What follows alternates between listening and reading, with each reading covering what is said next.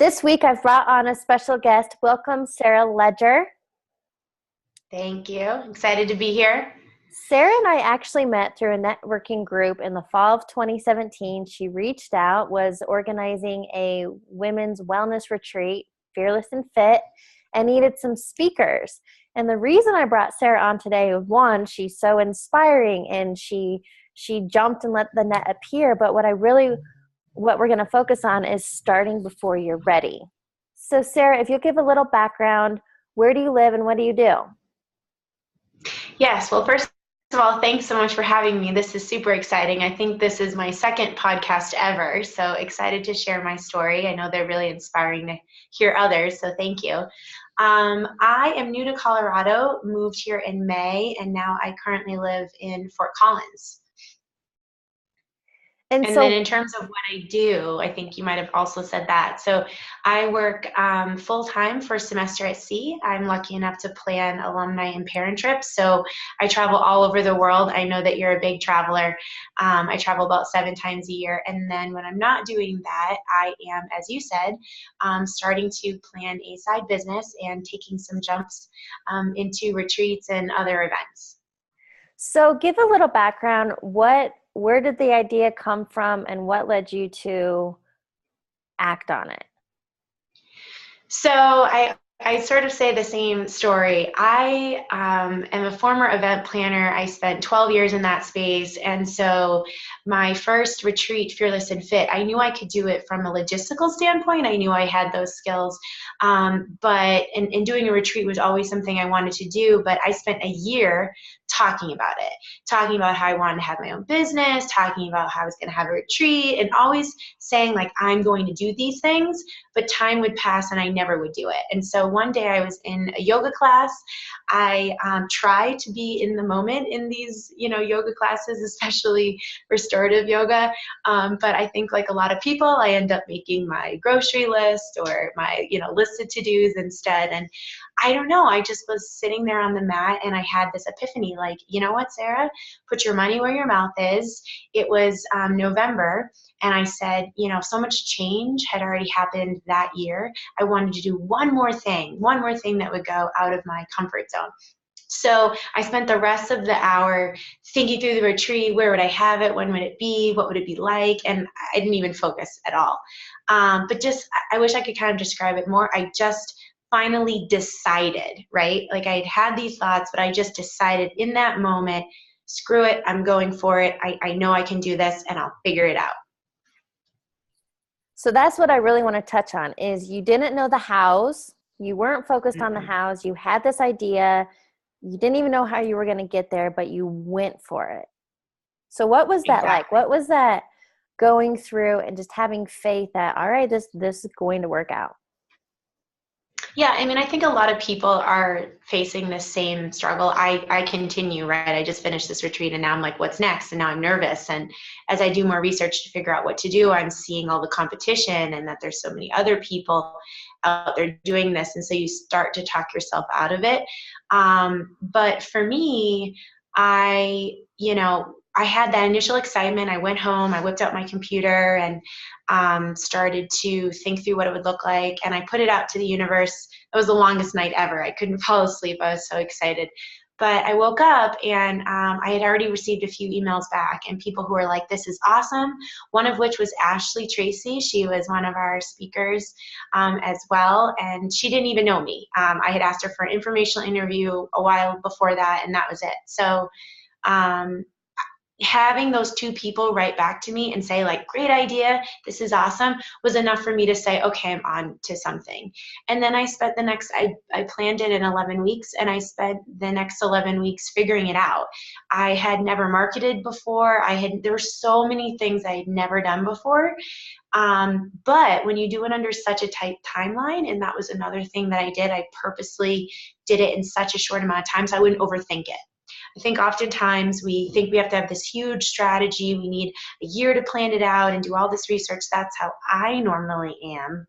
Yeah. But I knew I would have talked myself out of it or seen all the ways why I shouldn't have done it. I don't know what I'm doing. I don't have the network. I'm new to Colorado. Why would anybody come? Blah, blah, blah. I didn't have those options. I put it out there. I found a house in the week, I put the deposit, then I had to do it. And so I would say, if you're up against something, create a short timeline. Tell other people, right? I had sent those emails out, so now I had committed. So I committed, people were holding me accountable, people were excited. And as the obstacles came, I just met them. And I had to make decisions fast. They weren't always the best decision, but I learned so much in the process.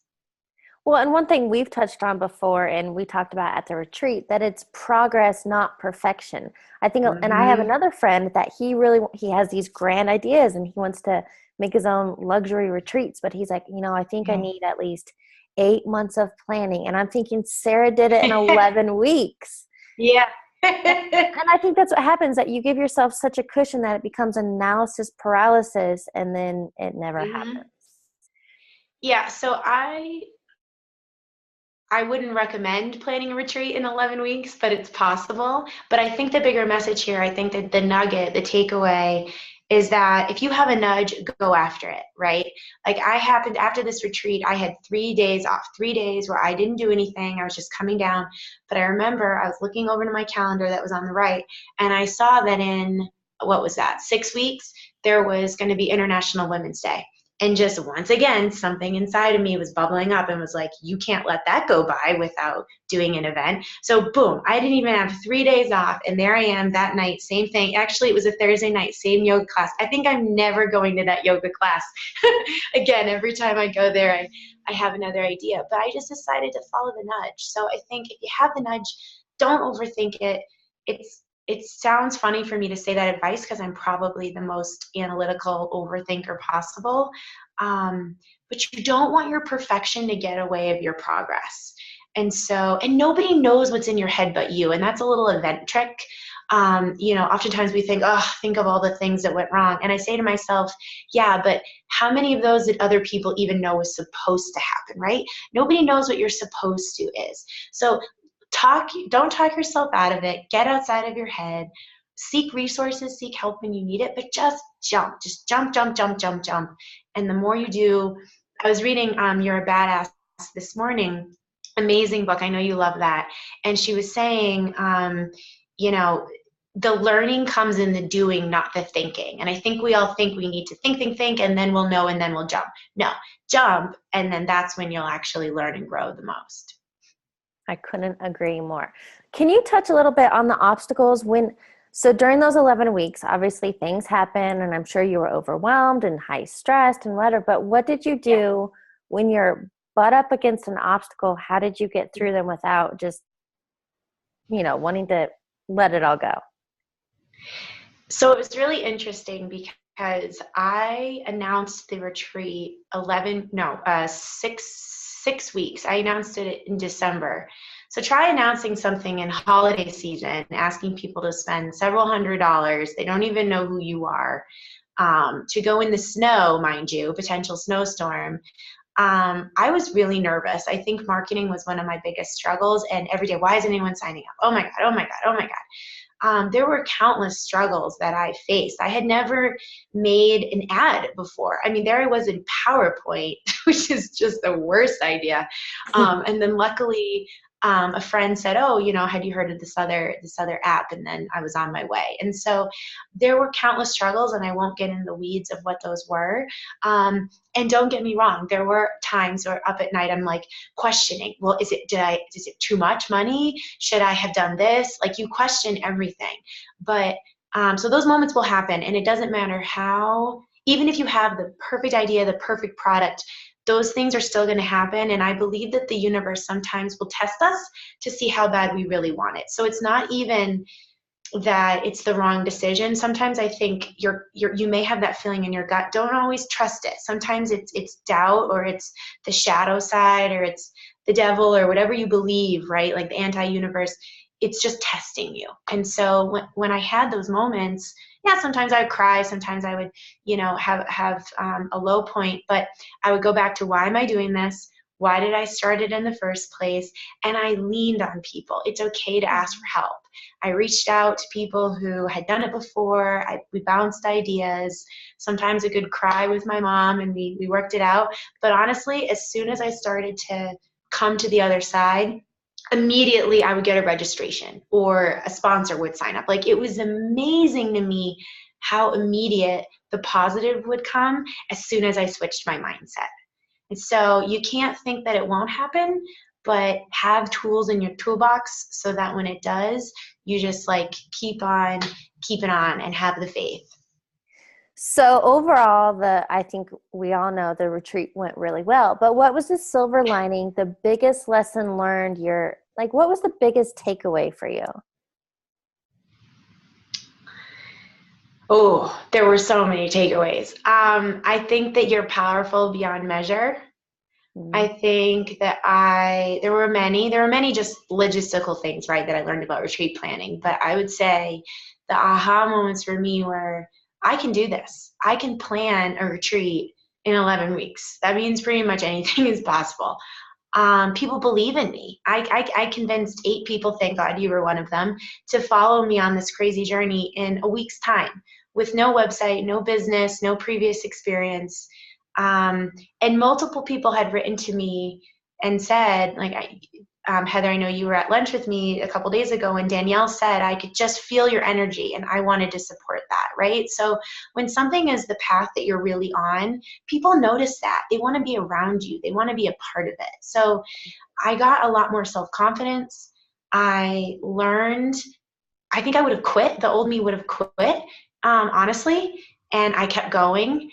And now I see that I can keep going and that the path will unfold. I now know how low things can get and have some more tools. And honestly, just grace. You know, even at the retreat, I'm a perfectionist and I'm used to events being pretty much flawless. But that's because I have a lot more time to plan them and, you know, they're not outside my wheelhouse. So even at the retreat, there were things that I was, oh, gee, I wish this or that. But you know what? Progress over perfection. It was my first retreat. I think I nailed it for what it was. I'm not going to get stuck in the weeds. I'll take those lessons, I'll take those relationships, and I'll do better the next time. So I'm pretty much warm and fuzzy over everything. And like I said, now I've already jumped for my next event, and now I'm thinking about the next retreat in September, which is a little bit more than 11 weeks away, thank God. Right. And also, I really want to touch on this. Obviously, yes, you have event planning experience, but you had never even attended a retreat and you built one. So I want to Yes. prove to listeners that you don't even have to have experience. Let's say they want to launch a business or a service or product, and you don't have to have the know, right? Yes, I think it was, I can't remember if it was Steve Jobs. I think it was Steve Jobs. Steve Jobs or Bill Gates, right? They're like interchangeable in so many ways. But I remember them talking about he went into a company and said, you know, oh yes, I have this software that's going to, you know, change the world. And the guy said, okay, come back in 2 weeks to present. He didn't have the software. He had no clue. And he built it. He built it around the clock in 2 weeks. And if you know a lot of entrepreneur stories, it happens like that. Very few people have it all figured out. There's not enough time, especially nowadays. There's not enough time for you to just sit back and think it through and do all the, no, no, no, no. Someone's going to come in with the other idea and they're going to spend that time figuring it out. So yes, I read a ton of self-help books and love to work on myself, like for sure, but that was all I knew about the coaching industry. I barely have gotten into yoga. So, you know, but I would say it was a passion of mine, right? So follow if you're going to be working that hard, you want it to be something that you really enjoy. And so I was passionate about that field and I knew I had the skill set to plan it. But again, you're never in a bubble. And so I knew I'd be leaning on people. I knew I had the network and I knew I could figure it out. I mean, that was when I whipped out my laptop and I Googled retreats and I looked at over 200 retreats and I reached out to friends. And I mean, I wish I had more to say. You just figure it out. And thank God for Google. I would tell you if this were 30 years ago, I probably wouldn't have been able to plan the retreat. But there's so many Reese's out there and just trust yourself. Well, and actually, Marie Forleo, she's the founder of B School. It's an online business school program for entrepreneurs. But one of her quotes, and I've never forgotten it, is everything is figure outable. Everything. Yes. Yeah. Yeah. Absolutely true. I went to an event last night and there was it was about 700 women in the room. And there was a younger woman there and she asked all the panelists, how did you start your business? How did you know how to follow the dream? And you could tell she was nervous and she was so excited to be there. And I just wanted to go up and hug her or shake her even and say, you've got this. Like, this is not, I knew she wasn't asking for really the answer. She wanted affirmation. She needed someone to tell her to go for it and that it was going to be okay. And that's really all she needs. I had it, and I didn't even know what her business idea was or what, but you could tell there was this fire in her and she just needed someone to push. And that's something you have to find in yourself. But again, the more you tell people your dreams, they'll be there to support you as well and push you. But if you worry about the how, which I still do, I'm not saying I don't, and there's countless quotes, don't see the staircase to hold the, see the next step, and you can drive across country just seeing 500 feet ahead of you, and there's all those, quotes, they're there, but you have to believe it. And as soon as you start going, that's another thing I'll just quickly say, it's like a roller coaster. I mean, as soon as you start going, that ball just goes straight down the hill. You catch so much momentum and you start believing, because it just takes that one step where you weren't sure and you got affirmation and now you're, okay, perfect, I could do that. What's next? And what's next? And what's next?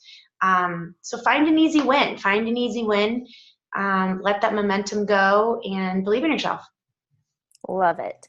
I have a couple rapid fire questions for you, as I always do with the interviewees. What is a current book you're reading?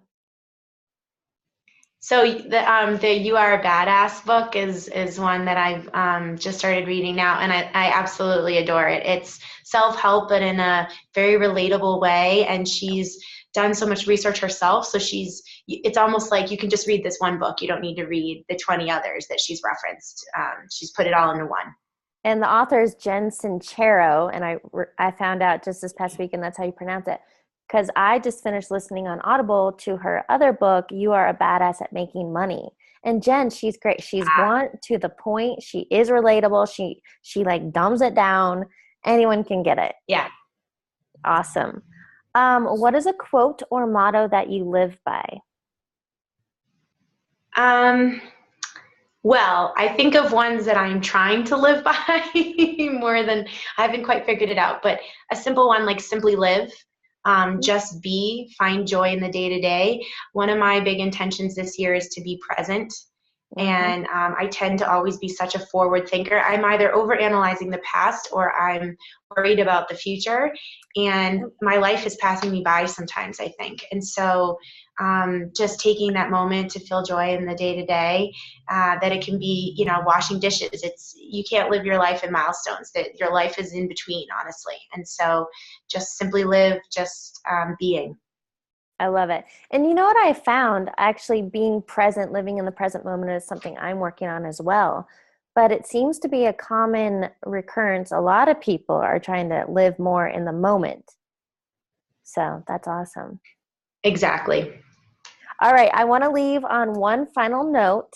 If you could give listeners just one final piece of advice for going after something before they're ready, what would you tell them?